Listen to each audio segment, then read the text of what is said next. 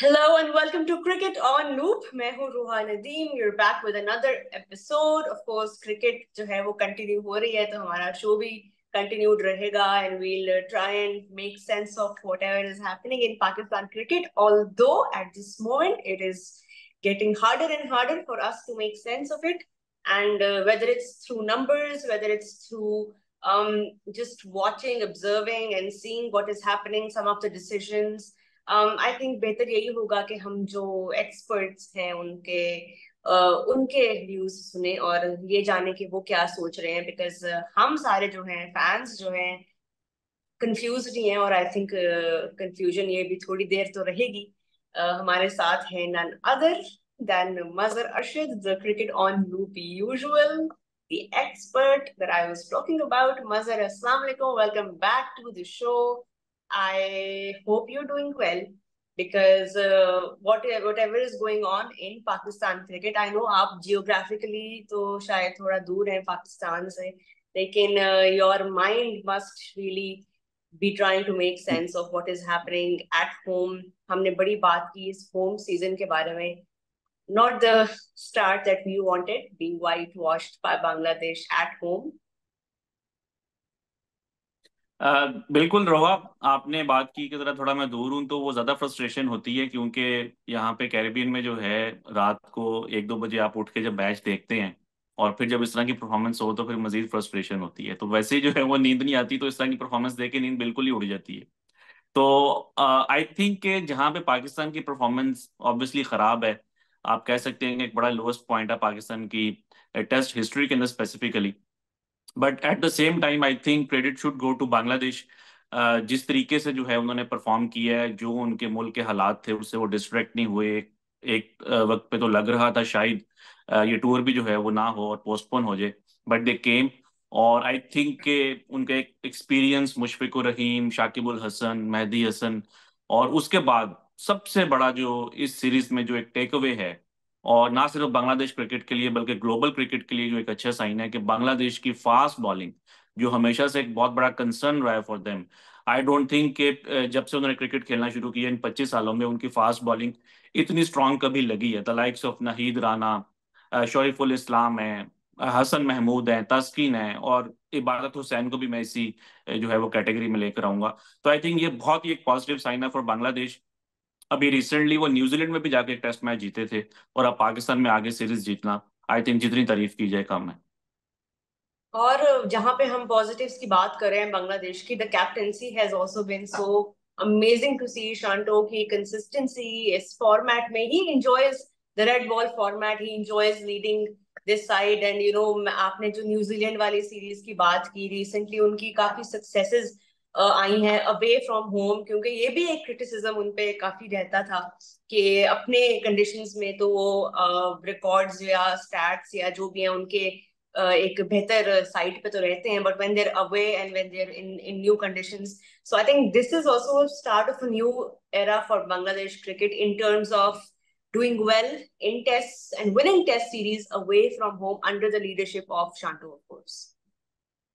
बिल्कुल। और जैसे आपने भी बात की कि ओवरसीज विंस जो हैं वो बहुत रेयर हैं आजकल किसी भी टीम के लिए, और बांग्लादेश की आई थिंक इजीली जो है ये उनकी ग्रेटेस्ट ओवरसीज विन है। एक वो वेस्ट इंडीज में भी टेस्ट सीरीज जीते थे 2009 के आसपास, लेकिन उस टाइम वेस्ट इंडीज की वो एक बहुत ही जो है ना एक वीक टीम थी, क्योंकि उनकी मेन टीम ने जो है वो बॉयकॉट किया हुआ था। तो उनकी जो एक सेकंड स्ट्रिंग टीम थी उसको उन प्लेयर्स को मिला के एक टीम बनाई गई थी, उसको बांग्लादेश ने हराया था। लेकिन ये ओवरसीज सीरीज विंस की जहां पे बात आएगी, I think that is Bangladesh best performance ever. और क्यों नहीं वो जीतते थे पहले, उसकी एक बहुत बड़ी रीजन जो है फास्ट बॉलिंग थी। और मुझे याद पड़ता है 3 साल पहले मैं बांग्लादेश और श्रीलंका की सीरीज थी श्रीलंका में, उसमें इस स्टैट को जो है टीवी के ऊपर भी हमने किया था डिस्कस, कि फास्ट बॉलिंग जो है इसको डेवलप करने में, इसको एस्टेब्लिश करने में कई साल लग जाते हैं। अगर आप इंडिया को देखें, जब उन्होंने क्रिकेट स्टार्ट की थी तो उनको 50 साल लगे थे to produce a fast bowler जिसने कि 100 आउट किए हों। इसी तरह न्यूजीलैंड को 40 साल लगे, पाकिस्तान के पास फजल महमूद थे, क्योंकि पार्टीशन से पहले उनका एक्सपीरियंस था, लेकिन उसके बाद अगला फास्ट बॉलर आने में, एक अच्छा फास्ट बॉलर आने में पाकिस्तान को भी कोई 25-30 साल वेट करना पड़ा था, जो कि सरफराज नवाज थे। तो बहुत ज्यादा पेशेंस चाहिए होता है to develop your fast bowling जब आप अपनी क्रिकेट को स्टार्ट करते हैं। तो बांग्लादेश का जो डेब्यू है वो कोई 24 साल पहले हुआ था। तो अभी भी उनके पास कोई ऐसा फास्ट बॉलर नहीं है जिसने कि 100 आउट किए हों टेस्ट क्रिकेट के अंदर। But now with the likes of Nahid Rana, Hasan Mahmud, Taskin भी हैं, शरीफुल इस्लाम है, इबादत हुसैन, अभी रिसेंटली उनकी काफी अच्छी परफॉर्मेंसेस थी। तो हम ये एज्यूम कर जी सकते हैं कि अगर इनको जो है वो नर्चर किया गया, इनको एक प्रॉपर अपॉर्चुनिटीज दी गई, तो अगले 5-10 साल में बांग्लादेश की जो टेस्ट की जो टीम है, और स्पेशली जो उनका फास्ट बॉलिंग डिपार्टमेंट है, वो काफी अच्छा हो सकता है। बिल्कुल। और इसके ऊपर हम मजीद भी बात करते रहेंगे in the weeks to come. अभी इनका इंडिया का भी टूर है, तो of course loads to discuss in that in the Bangladesh cricket. But moving on, अगर हम पाकिस्तान की मजर बात करें, क्योंकि एक ट्रेंड अब स्टार्ट हो गया है। A lot of people are of course being a bit extreme in their frustrations as well, और वो भी अंडरस्टैंडेबल है। लेकिन बहुत से लोग ये भी कह रहे हैं कि this is the lowest point of Pakistan cricket if you see the context. ODI में आप अफगानिस्तान से हारे हैं, आप T20 में यूएसए से हारे हैं, अब आपने रेड बॉल फॉर्मेट में हिस्ट्री क्रिएट की है, वाइट वॉश हुए हैं एट होम बांग्लादेश के हाथों। और तीनों फॉर्मेट्स में ये डिक्लाइन जो है वो एविडेंट है। लीडरशिप का भी एक बहुत बड़ा क्वेश्चन मार्क है दोनों तीनों फॉर्मेट्स में। What are your thoughts on this, कि जो एक डिक्लाइनिंग ट्रेंड शुरू हो गया पाकिस्तान क्रिकेट का, जिसमें हमारे प्लेयर्स की फॉर्म नहीं लग रही, चाहे वो बैटर्स हो, अब बड़े स्कोर कन्वर्ट नहीं कर पा रहे बैटर्स, कैप्टन्स के decisions don't make sense, and bench पे प्लेयर्स नहीं है, जो प्लेइंग 11 में है वो परफॉर्म नहीं कर रहे हैं, फास्ट बॉलर्स की पेस कम हो रही है, स्पिनर्स तो है ही नहीं, पार्ट टाइमर्स को दिए जा रहे हैं बॉल इंपॉर्टेंट। ये बहुत सारी चीजें हैं। बट आपके ख्याल में इस सब के पीछे कोई, can you like help us understand this, कि ये हम सारे अनरीजनेबल तो नहीं हो रहे हैं, ये जो हम सब इस वक्त जिन थॉट्स में हैं? Like what do you think? देखिए रोहा, इश्यूज तो बहुत ज्यादा हैं, बट आई थिंक कि सबसे ज्यादा जो पाकिस्तान की क्रिकेट में रिसेंटली जो एक इशू है वो शॉर्ट टर्म गेन्स हैं। आप जितने भी डिसीजंस लेते हैं वो शॉर्ट टर्म सक्सेस के लिए होते हैं। मतलब कि ये कभी सोचा ही नहीं गया कि लॉन्ग टर्म में जो आपकी डेवलपमेंट है, आपने अगर टीम को डेवलप करना है तो उसके लिए क्या डिसीजंस होने चाहिए।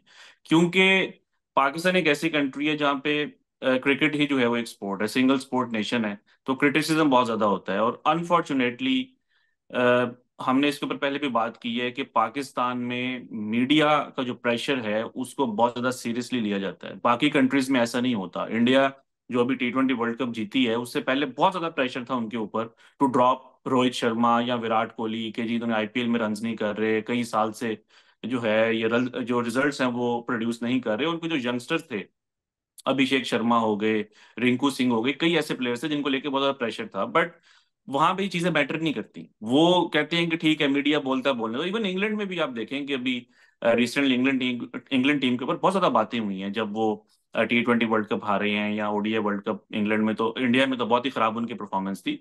बट उन्होंने अपने डिसीजंस लेने होते हैं, वो आउटसाइड नॉइस को अंदर नहीं आने देते। पाकिस्तान में जितने भी डिसीजंस लिए जाते हैं वो सिर्फ मोस्टली ऑप्टिक्स के लिए होता है, कि बस किसी तरीके से क्रिटिसिज्म जो है वो बंद हो जाए, अवाम जो है वो खुश हो जाए। किसी नए प्लेयर को सिलेक्ट करके एक हर बार लॉलीपॉप दे दिए, अवाम को दे देते हैं कि अब देखें ये नया टैलेंट आ गया, ये हमारे मसले जो है वो हल करेगा, या कोई नई मैनेजमेंट में आप चेंजेस कर देते हैं।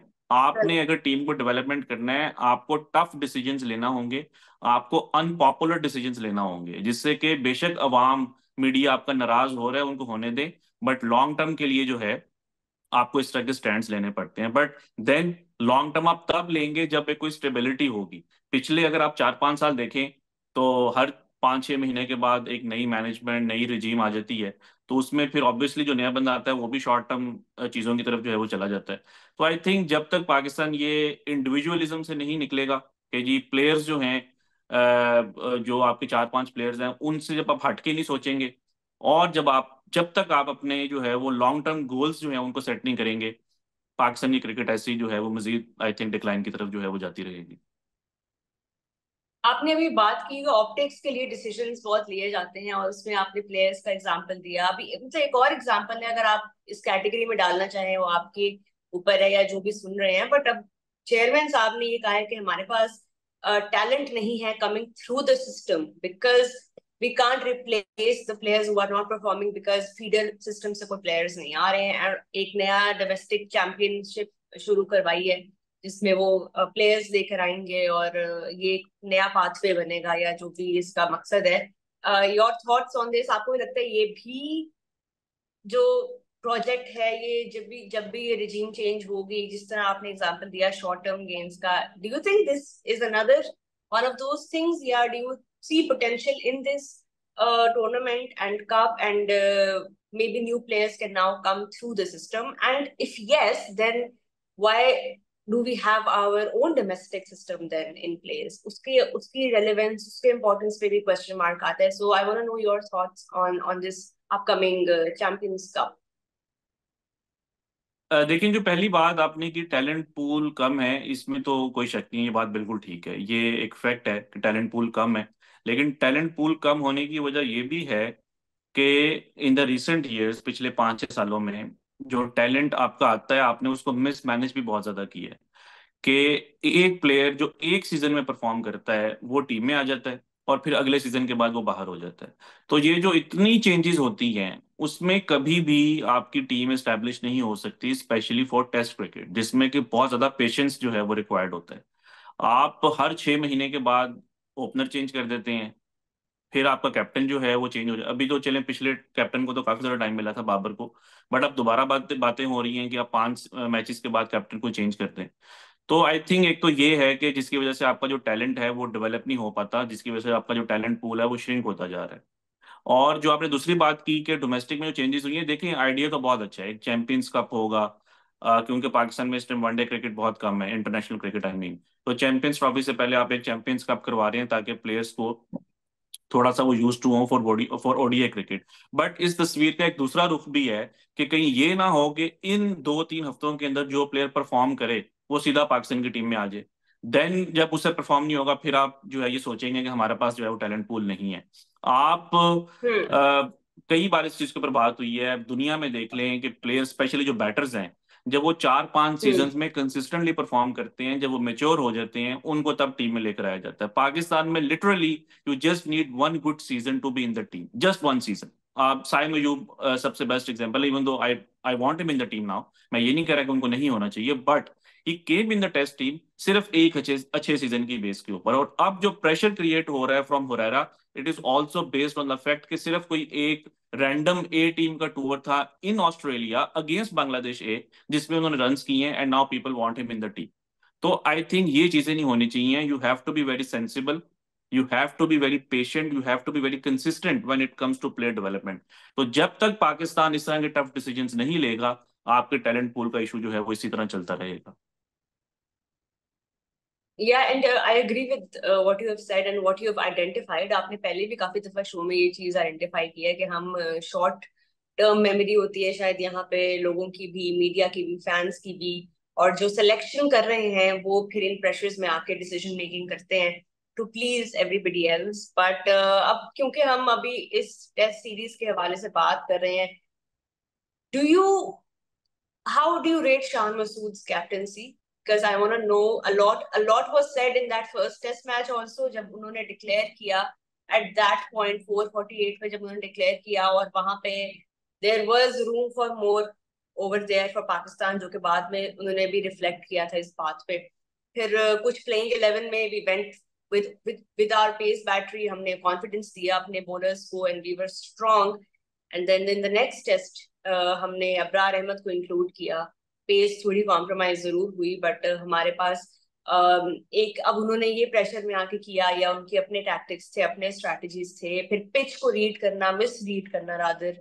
आई want to know your thoughts on Shan Masood's captaincy and specially the selection within the squad. आपका जो टीम में प्लेइंग 11 जो बनी दोनों टेस्ट मैच के लिए, was that the reason that we lost? We could we have done better in selecting the team and defeating Bangladesh? Because look at how prepared Bangladesh were when they came in, and the way that they utilized their bowlers and read the conditions and applied their game according to that. Your thoughts on Shan Masood? अच्छा रोहा, पहले जो आपने बात की कि लोगों की short term memory है, और आई थिंक कि वो शायद शान मसूद को भी लेकर है कि अभी रिसेंटली मैं कई ऐसे कमेंट्स देख रहा था कि शान मसूद शायद प्लेइंग 11 में ही उनकी जगह नहीं बनती। अब अगर मैं आपको सिर्फ 1.5 साल पहले ले जाऊं, जब इंग्लैंड की टीम पाकिस्तान आई थी और पाकिस्तान को उन्होंने वाइट वॉश किया, इसी प्लेटफॉर्म के ऊपर इंटरव्यू मौजूद है नासिर हुसैन के साथ। नासिर हुसैन ने भी ये बात की कि शान मसूद को पाकिस्तान की टीम में होना चाहिए। आप अगर उस सीजन में देखें तो Shan Masood scored back to back double centuries in county cricket. वो डोमेस्टिक में रन्स कर रहे थे and then he came in that New Zealand series, और आपने शान मसूद को टीम में लाने के लिए अजहर अली को जो है वो रिटायर करवा दिया। तो इतना जो है उस टाइम प्रेशर था टू ब्रिंग शान इन द टीम, और वो डिजर्व भी करते थे। मैं ये नहीं कह रहा कि वो गलत डिसीजन था। आप अभी रिसेंटली देखें, he has scored 2 centuries in the county championship, और ऑब्वियसली काउंटी का स्टैंडर्ड एक ए टीम के टूर से तो ज्यादा ही होगा। पिछले साल भी जी, उन्होंने रन्स किए डोमेस्टिक में, तो ऐसा तो नहीं है कि बिल्कुल वो ठीक है। बगैर रन्स किए टीम में आ गए, और पाकिस्तान को उनकी जरूरत भी थी। जैसे मैंने आपको बताया कि आपने अजहर अली को जो है वो रिटायर करवाया।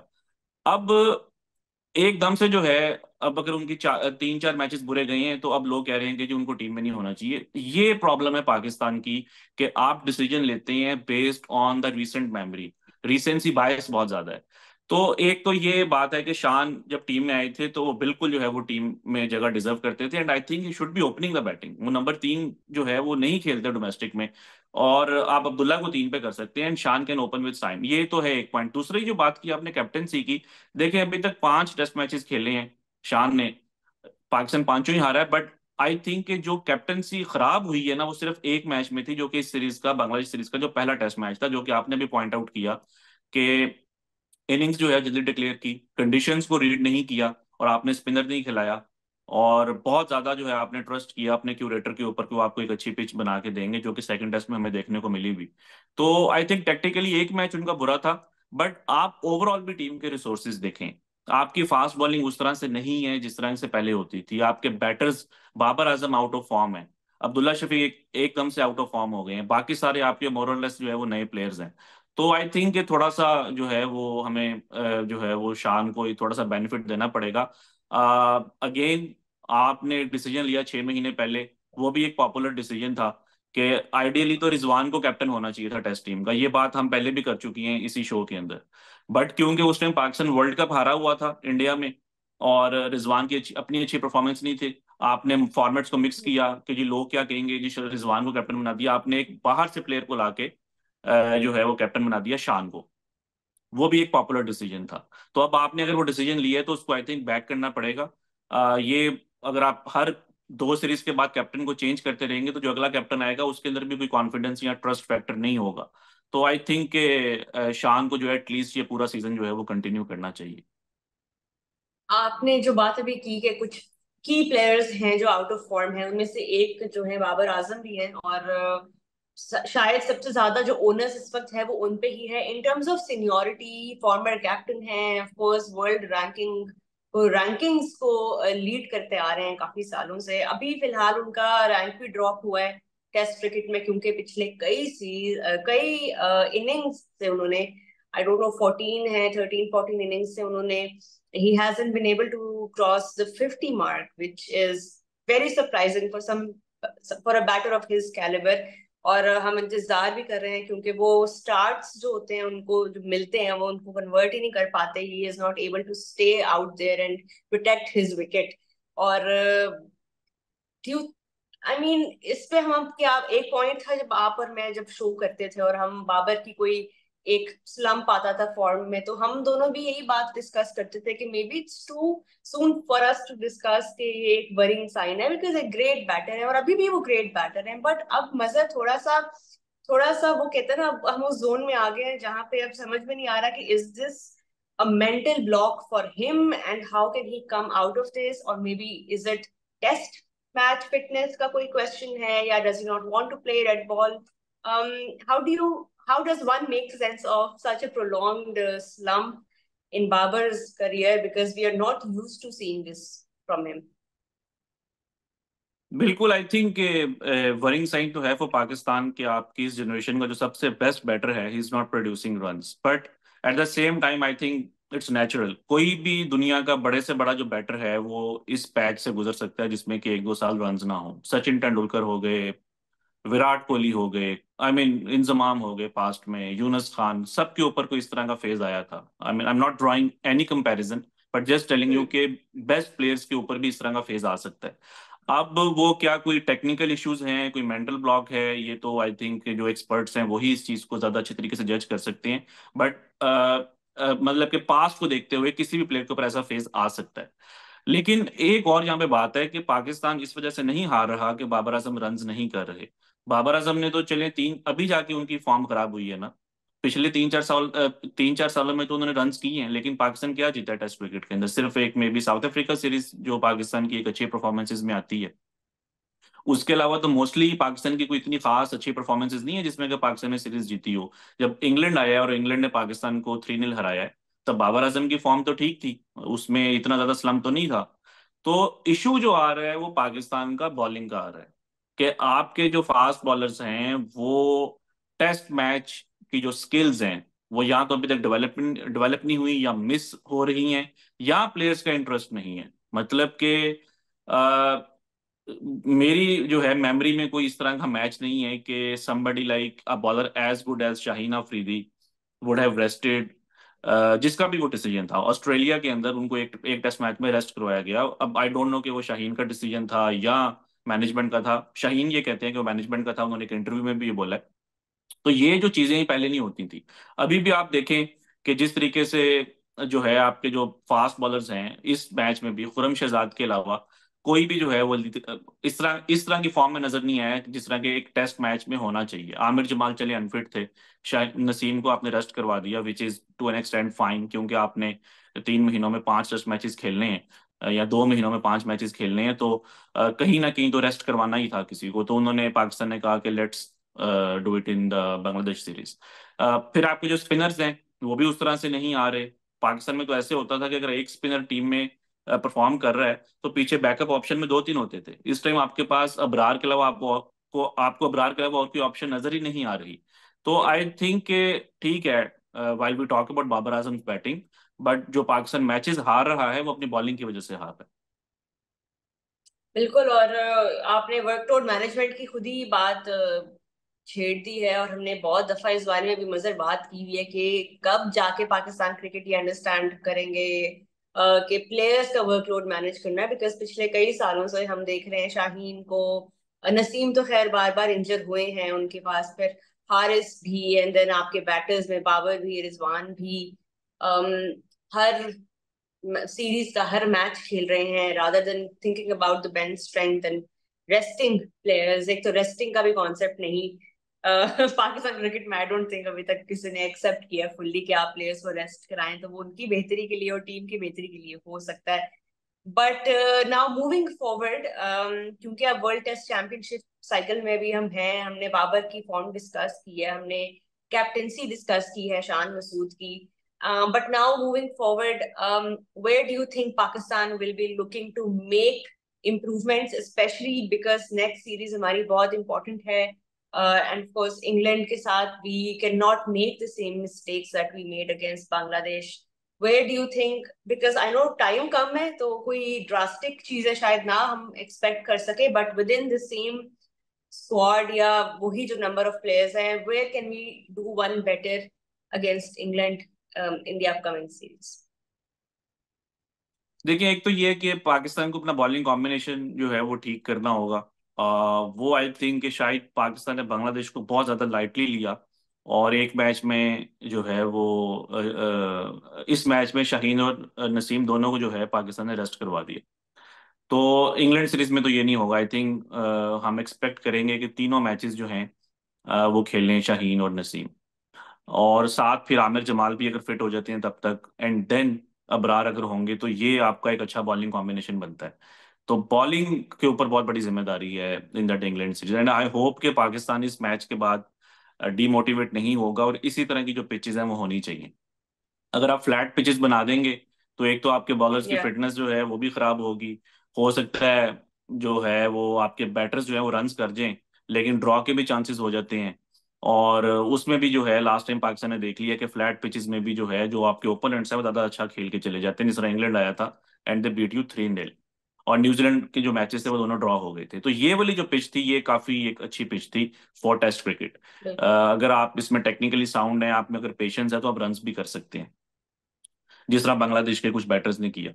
तो आई थिंक के पिचेस अच्छी होनी चाहिए, पाकिस्तान की बॉलिंग जो है वो अच्छी होनी चाहिए, देन आपके पास एक चांस है कि शायद आप जो है वो सीरीज जीत जाएं या अच्छा परफॉर्म कर दें। और आई हम्म। थिंक यही प्लेयर्स हैं आपके पास, जिसे हमने बात की कि टैलेंट पूल आपका श्रिंक होता जा रहा है, कोई बाहर बहुत बड़े लेजेंड्स नहीं बैठे हुए। आपने इन्हीं जो है वो 14-15 प्लेयर्स के आसपास जो है आपने टीम बनानी है। और आई थिंक कि मुझे इस टीम में कोई सिलेक्शन के इश्यूज नहीं नजर आए थे। पाकिस्तान ने ठीक जो है वो टीम्स खिलाई थी, बस थोड़ा सा शायद वो कंप्लेसेंट थे और फास्ट बॉलर्स को जो है वो रेस्ट करवा दिया। आइडियली ये होना चाहिए था कि एक मैच में शाहीन खेलते, एक मैच में नसीम खेलते, तो शायद थोड़ा बेहतर हो जाता। बट खैर एनीवे, इंग्लैंड सीरीज में हम ये एक्सपेक्ट करते हैं कि पाकिस्तान जो है वो अपने फुल स्ट्रेंथ के साथ जाएगा और अच्छा परफॉर्म करेगा। बिल्कुल। और पिच की आपने बात की कि मिसरीड की थी, पिच मिसरीड नहीं की थी, it just didn't play the way that they expected it to play. I think they have made this clear again and again again. बहुत इंटरेस्टिंग स्टेटमेंट थी ये अजहर महमूद की तरफ से, इस पे भी काफी बातचीत हुई है कि इसका क्या मतलब था। बट इस लेकिन सीरीज में दोहा बहुत सारी चीजें। बांग्लादेश ने अच्छी रीड कर ली, उन्होंने उस पिच के ऊपर भी स्पिनर्स खिला लिए थे। बिल्कुल। नहीं तो, और वही बात है कि वो प्रिपेयर्ड थे और उनको पता था कि कुछ भी चेंज हो सकता है आपकी सेकंड डे पे या थर्ड डे पे, जहां पे भी आपको लगता है कि थोड़ा सा डिफरेंस आएगा the way that you started that match. और प्लस इस मैच में भी पहला पूरा दिन हमारा जो है वो तो जाया ही हो गया because of the rain.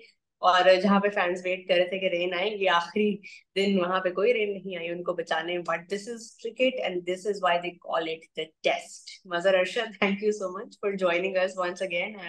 And sorry कि आप 1-2 बजे उठ के देख रहे थे और ये आपको देखने को मिला। आई होप अगले सीरीज में जो है ऐसा ना हो और आप को regrets ना हो, frustrations ना हो। But cricket on loop will continue. Of course, a long, long home season ahead of us and loads to catch up on. Thank you so much आप सबका for watching. We will be back very soon. अपना ख्याल रखिए, disheart ना हो, आगे बहुत सारे matches आने हैं, series आनी है। Pakistan will have another chance to bounce back and we will be back discussing all of it only on Cricket on Loop.